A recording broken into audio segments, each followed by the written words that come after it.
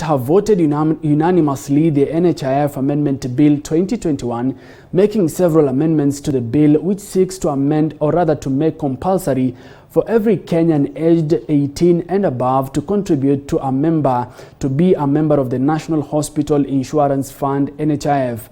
Now, following the amendment, the bill establishes a national scheme known as the Universal Health Coverage Scheme. This comes amid pressure by leaders across the political divide to pass the amendment bill as the government prepares health cover for all.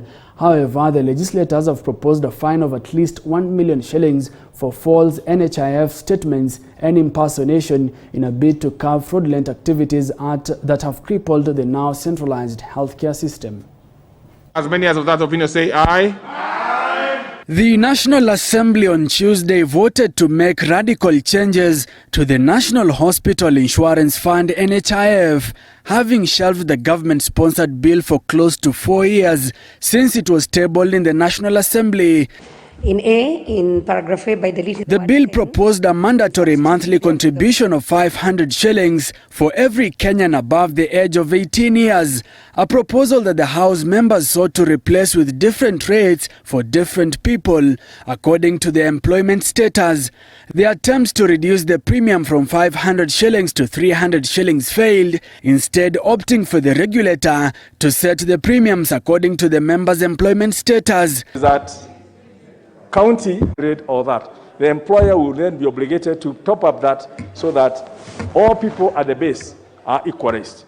We now have employed persons, we have self-employed persons, and of those self-employed persons, we will then have two categories. If we go the direction of, trying to match by the employer and the employee, we'll be missing the point. It should be a shilling by a shilling. If it's 500 shillings contribution, then the employer gives 500 shillings, not a top-up of a balance amount for the balance amount. Okay, now. In their last debate on the amendment bill in August, a section of members of parliament were pushing for the national and county governments to foot the bills of the 5.1 million vulnerable households across the 47 counties, a proposal that also featured on Tuesday's debate but was shot down due to its practicability at the constituencies. That clause 10 of the bill be amended in paragraph A, by deleting the proposed new subsection 1B and inserting the following new subsection. 1B. Subject to this act, the national government shall be liable as a contributor to the fund on behalf of the indigent and vulnerable persons identified as such as provided for under section 1C. I want to oppose the amendments by the Honorable Chair because from what I heard, if I didn't hear it well, it's like he's trying to introduce a system, kind of a CDF. So then, therefore, I put the question, which is that clause 10 be amended as proposed by Honorable Oundo. Will as many as of that opinion say aye? Aye. Many as of a contrary opinion say nay? Nay. The nays have it. With the bill making contributions a must for every adult, members of parliament had a busy day deciding whether or not NHIF members would be penalized for defaulting their premium fees, with some recommending only institutions to be penalized for defaulting. And this, Honorable Speaker, is to exempt a natural person, Honorable Speaker, from paying penalties. Again, for the standard contribution, Honorable Speaker, where you are penalized for not submitting, that an institution that does not top up may be penalized, but when it is a natural person, Honorable Speaker, that they are not penalized, these ones who are doing standard contribution, which are largely voluntary, Honorable Speaker. What Honorable Ichung'wah has said is very critical. For us to motivate the people who are not employed, the people who are hustlers, wherever they are, Mr. Speaker, it is important that we must give it a human face and to motivate them to contribute. So in case, Mr. Speaker, of a situation where there's a default, we need to look at a way of how to harmonize. Okay. If this person comes and give a justifiable, a justification, a proper justification. Then we start now discrimination among the employers. So I think this thing we should just remove it. Because it's not, there is no definition where we have put either self-employed, we have put indigent, we have put the unemployed.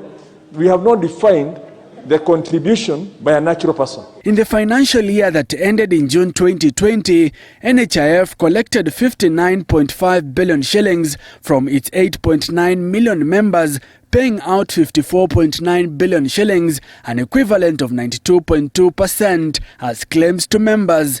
The troubled state-owned insurance fund was counting on the passage of the amendment bill to raise more premiums boosted by enrollment, eliminating dominant membership and adding employers to the list of its contributors.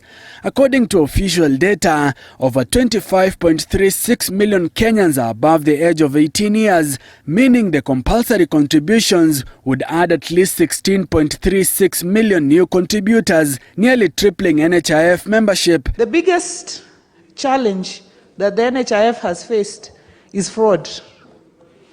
People here at NHIF colluding with healthcare service providers or hospitals and making fake claims.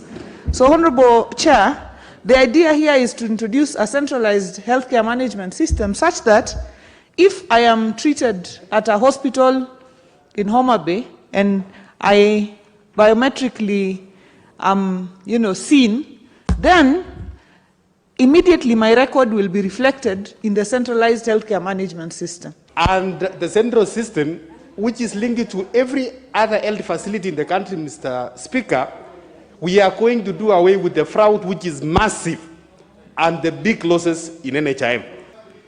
Before NHIF introduced the fingerprinting, do they call it fingerprinting? Biometrics.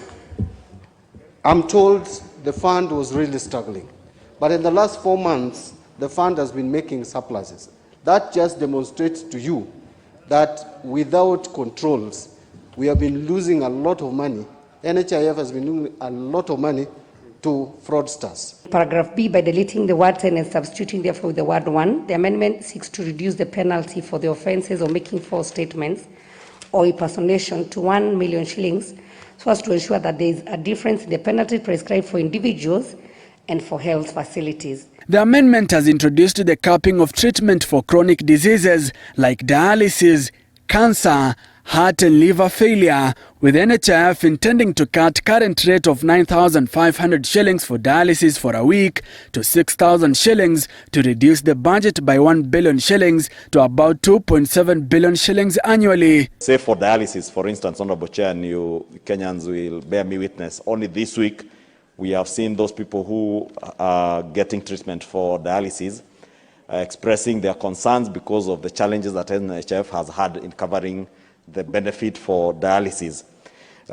If your insurance covers, say, 10,000 shillings and you exhaust and you need dialysis of about 50,000 shillings, then the fund, if NHIF can cover for you another additional 30,000 shillings, you will be able to benefit from that additional benefit from NHIF. You know, when it comes to matters of dialysis, Mr. Speaker, the cost has been extremely high. It's required that in future, Mr. Speaker, because when you look at some of those inputs in the dialysis, you find that some have been subjected to taxation. So at a later stage, I think the consumables under dialysis, we must go further and be able to exempt